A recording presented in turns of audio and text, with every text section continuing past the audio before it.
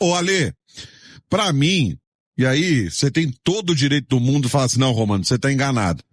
Mas pra mim tá faltando fazedor de gol no Atlético. Eu acho que é uma das coisas, talvez a principal mesmo, né? A aposta foi feita, é no Cassierra. Inclusive, com a saída do Hulk, o Cassierra com protagonismo, como a referência ofensiva, né? Como o cara de área, o cara para trazer os gols que podem dar vitórias pro Atlético, né? Só que ele ainda não mostrou serviço e assim, meio preocupante, né, o Romano, porque você vai falar assim, não, mas ele é bom mesmo de cabeça, que nem o William José, é bom de cabeça. Não, ele é bom mesmo de perna direita. Não, mas o bom do Cassier é com a canhota. A gente não viu ainda nenhuma dessas versões aí que a gente pode avaliar positivamente, né? E ele foi alimentado. Ele teve grandes oportunidades que poderiam ter dado a vitória para o Atlético.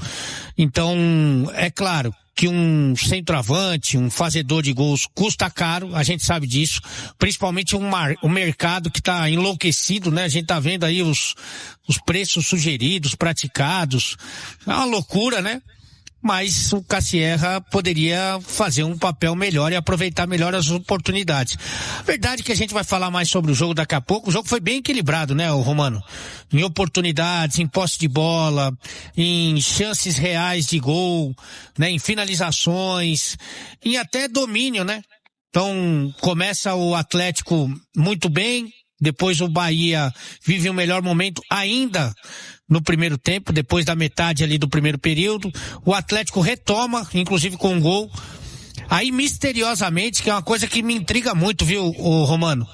E até com a minha experiência dentro da minha realidade, evidentemente, como treinador, quando você tá no vestiário, e a gente até chamou a atenção que o Rogério demorou muito, né, para retornar com os atletas, você passa suas impressões, passa as informações, sua avaliação, seu planejamento, o que você quer do seu time pro jogo, pra sequência do jogo. E o Atlético volta pro segundo tempo com a bunda na trave.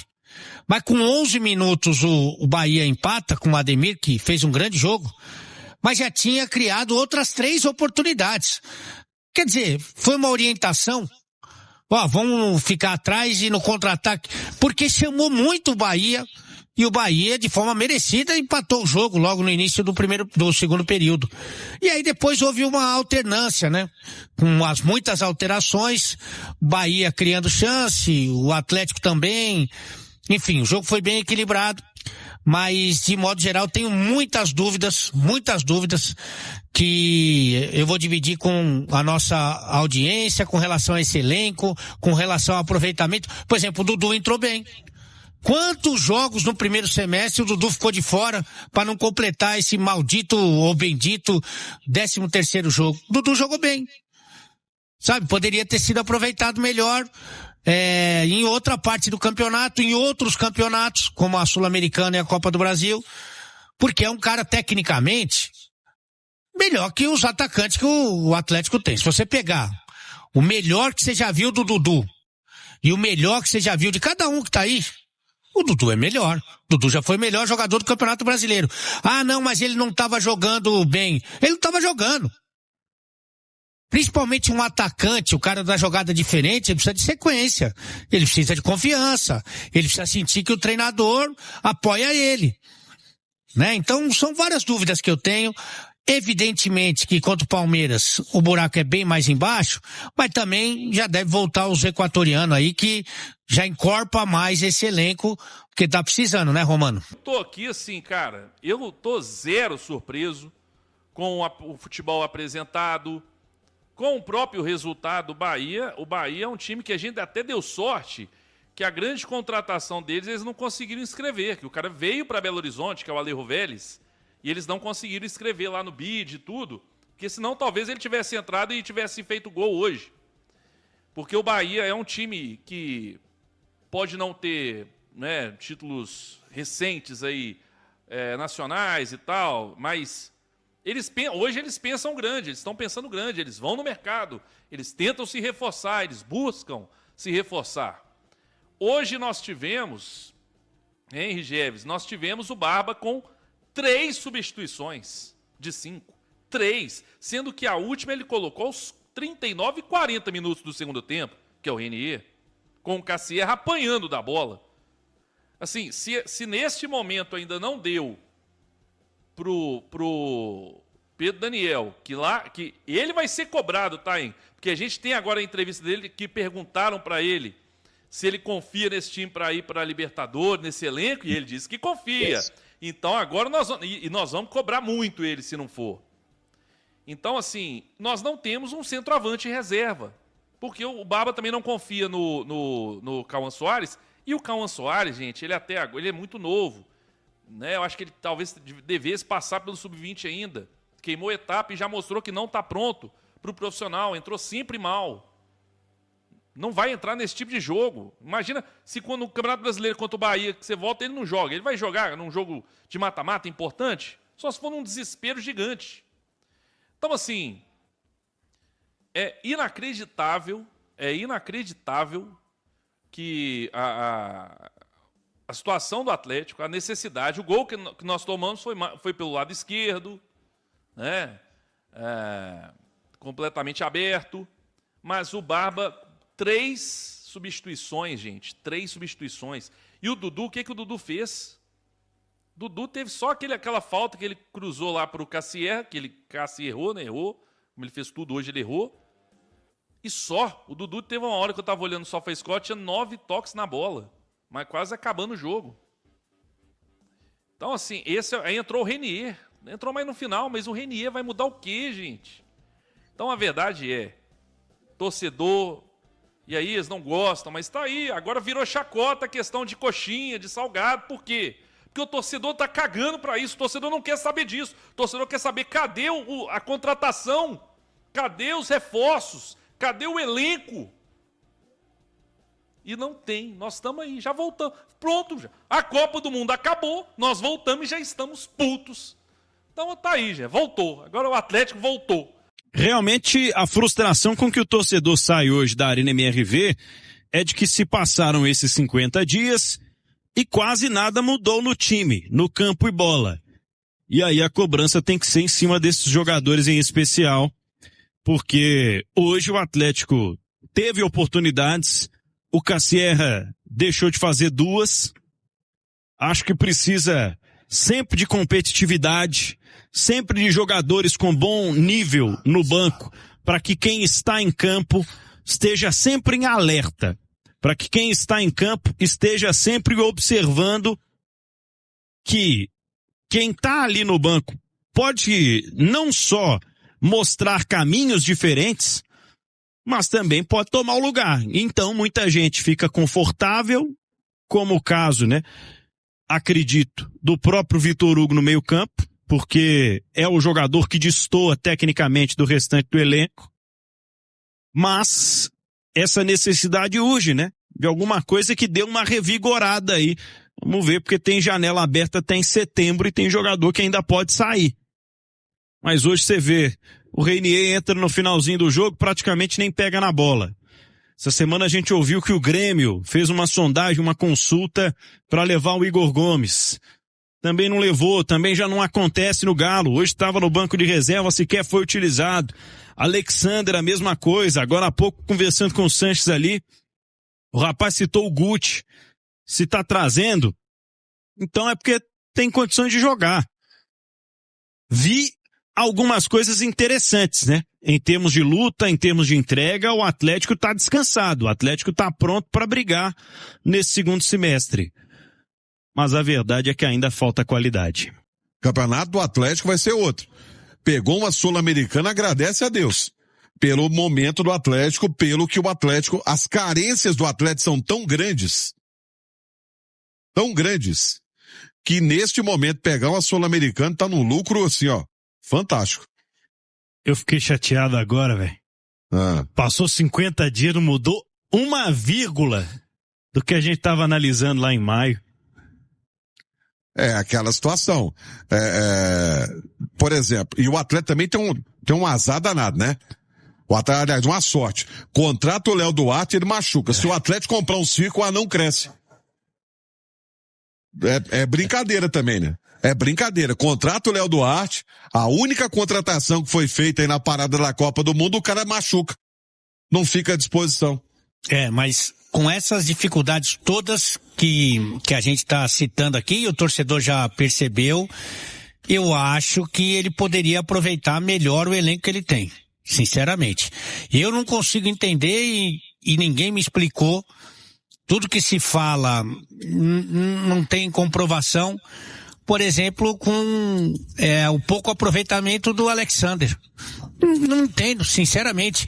E aí, quando se fala de uma grande contratação, o nome que se ventila, ainda com, assim, mais na especulação mesmo, no sonho, é de um segundo volante. Sendo que você tem, para esse setor, você tem o Alan Franco é segundo volante, o Maicon é segundo volante, o Alexander é segundo volante, o Vitor Hugo pode jogar de segundo volante, o Thomas Pérez joga de primeiro, joga de segundo volante. E aí quando você fala de uma grande contratação, o torcedor tá esperando um cara para botar a bola para dentro, meu.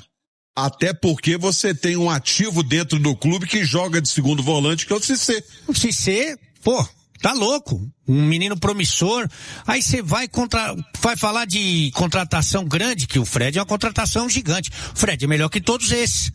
Mas é o setor que, em tese, o Atlético tem mais opções. Mais opções. Tá faltando ele lá na frente, não coloca a bola no gol. E o Cassierra é a melhor das opções, hein? Porque depois do Cassierra você praticamente não tem mais ninguém. Você vai jogar de forma improvisada ali com um centroavante que você vai improvisar, ou alguém vindo da base, mas que a gente não sabe o que pode acontecer. Então, acho que quando fala de contratação, eu acho que você tem que pensar, primeiro, num cara para fazer gol e em último lugar, para essa função de segundo volante. Mas eu sempre fico muito curioso, o torcedor fica bravo, né? Porque talvez não entenda no Alexander um cara que pode ajudar. Mas mesmo no Atlético, mesmo preterido, mesmo atrás, ele quando ele entra, ele consegue ainda corresponder na maioria das vezes, não é toda vez. E quem lembra daquele Fluminense, campeão da Libertadores, com vários astros, né? Com Marcelo, com Felipe Melo, com Cano fazendo gol, com Ganso, com um montão de jogador consagrado, o Alexander era titular na maioria daqueles jogos lá, em que fez do Fluminense o melhor time da América. Então eu olharia com cuidado para esse jogador. Sinceramente, não sei o que acontece. E tem um detalhe, né? Você tem um jogador que é o ativo, que é aquele que você foi captar lá na África, trabalha, já teve proposta para ele, é um cara que pode render, e você pensa no Fred. O Fred é atleticano. Ok, mas sinceramente eu não entendo essa fixação no Fred. Eu gostaria que alguém me explicasse racionalmente me convencesse dessa fixação no Fred, que vai mandar o emissário lá, que vai o empresário, sendo que na verdade a maior carência do Atlético é o bendito do atacante que faça gols. O Atlético, se tivesse convertido aqui, hoje, 50% das chances criadas, sair vencedor. Puxar um aspecto aqui sobre isso que o Ale falou, que me chamou a atenção e que a gente conversava com alguns dos colegas na redação nos últimos dias. Há uma situação de planejamento difícil de ser contornada esse ano, porque a pausa para a Copa ela acontece em junho.